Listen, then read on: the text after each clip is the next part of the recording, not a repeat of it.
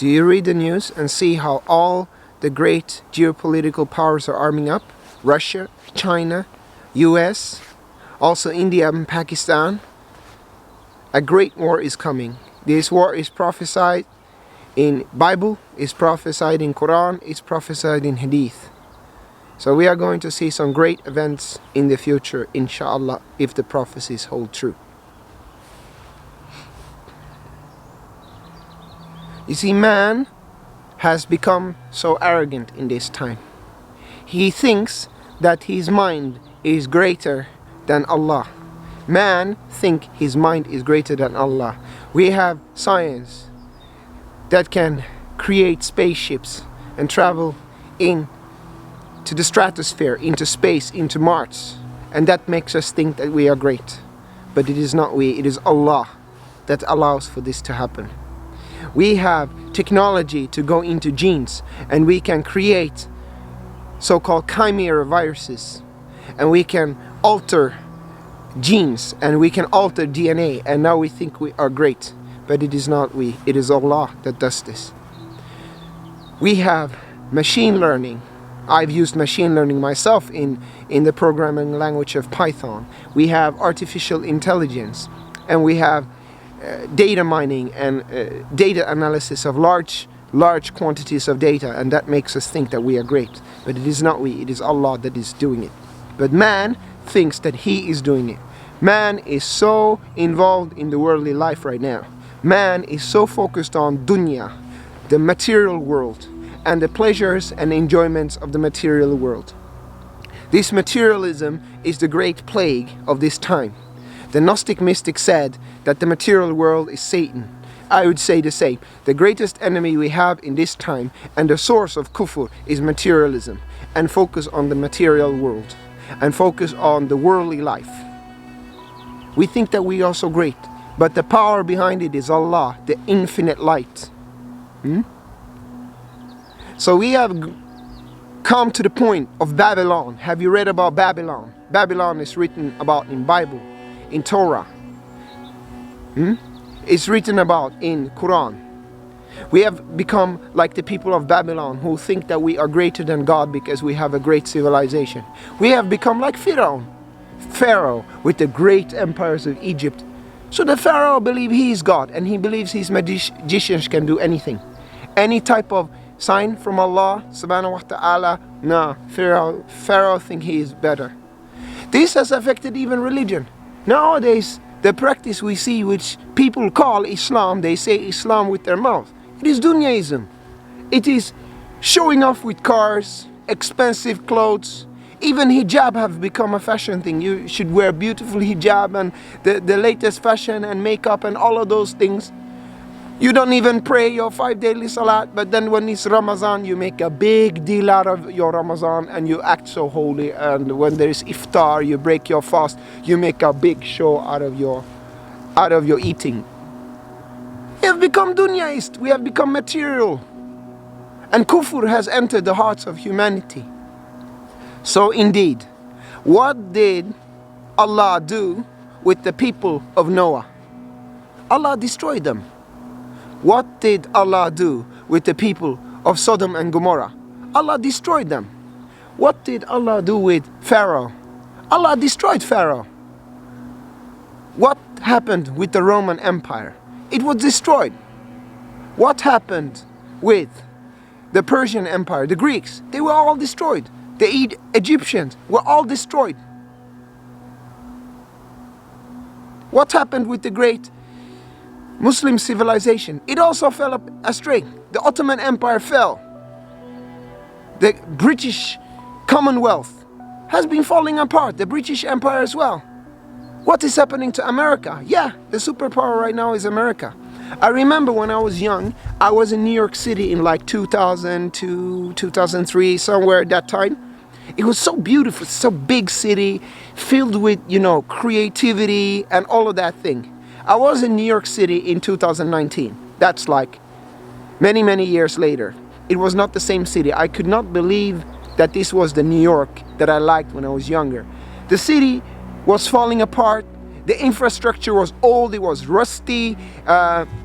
The bridges looked like they were 100 years old and nobody has been fixing it. It felt like a city that was falling apart. Everything that rises falls apart. Expansion, contraction, expansion, contraction. Life works like the sinus curve. Life, death, life, death. Day, night.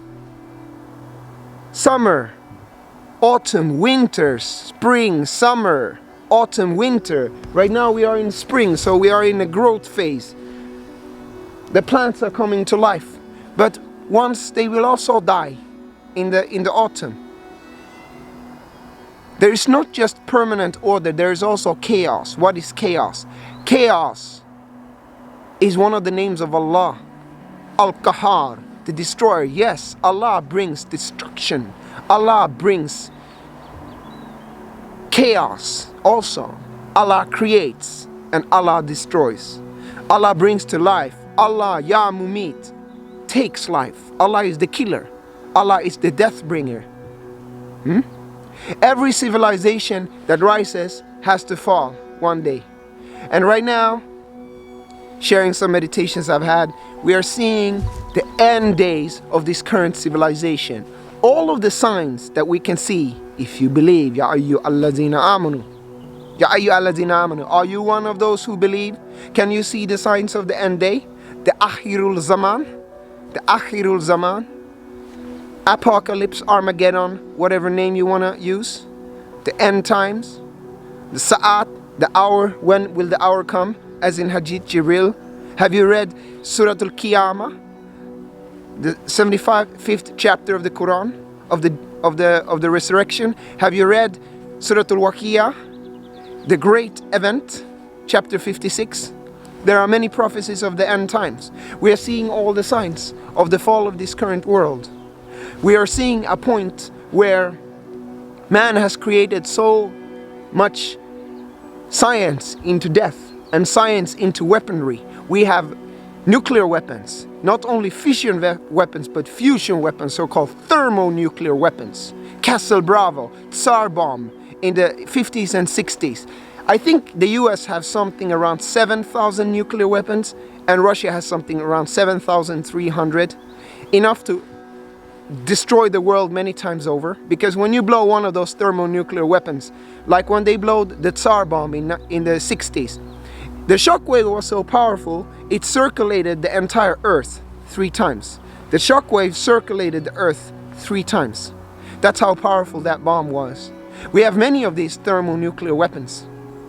And when I read Surah Al-Waqiyah, talking about shaking of the mountains and things turning to dust, what is it that can turn stone to dust? Well, thermonuclear weapons. Can this be a prophecy of the Great War of Armageddon?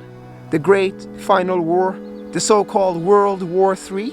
Isn't World War III, Armageddon, and the Great War as prophesied in Islamic Hadith, isn't it talking about the same thing? What is happening now?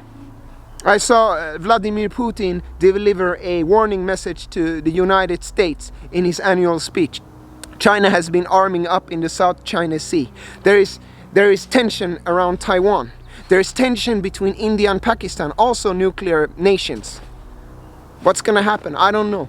In 2017, we were almost close to a nuclear war when Kim Jong-un in North Korea actually tested probably a thermonuclear, some 100,000 plus kiloton nuclear explosion underneath the ground, and it was felt in the Richter scale by earthquake measurements around the world. And the confrontation between him and Donald Trump was close to being a nuclear war. What did Donald Trump say? Fire and fury. We will deliver fire and fury. Fire and brimstone, Sodom and Gomorrah. As it was then, so shall it be right now. There is always a Sodom and Gomorrah. There's always a Pharaoh. There's always a Dajjal. There's always a Mahdi. There's always a Rasulullah.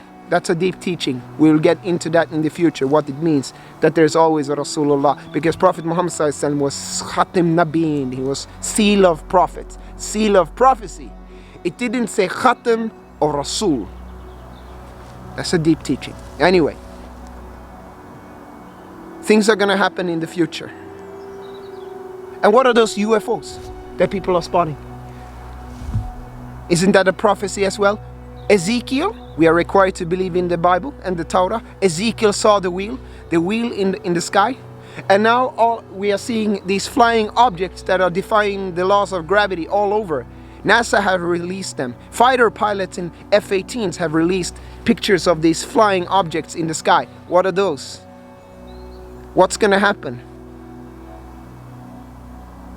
All I know is that I believe in Quran.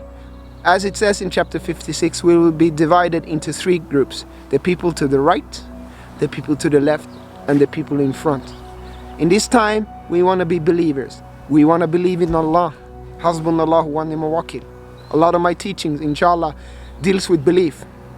Because belief, Iman, is what is going to save us in this time. And Iman transcends all forms and, whatever religious labels. Yes, there are believers in Christianity. Yes, there are believers in other faiths. There are believers in Islam. There are people who have potential for Iman even outside of religion. Belief is what the most important thing. Ya ayyuhalladhina amanu, as Quran says. In the beginning, it speaks. This is a book for those who fear Allah, who believe in the unseen, and do prayers and so on. Those are the ones who are rightly guided. Okay, so belief is our protection.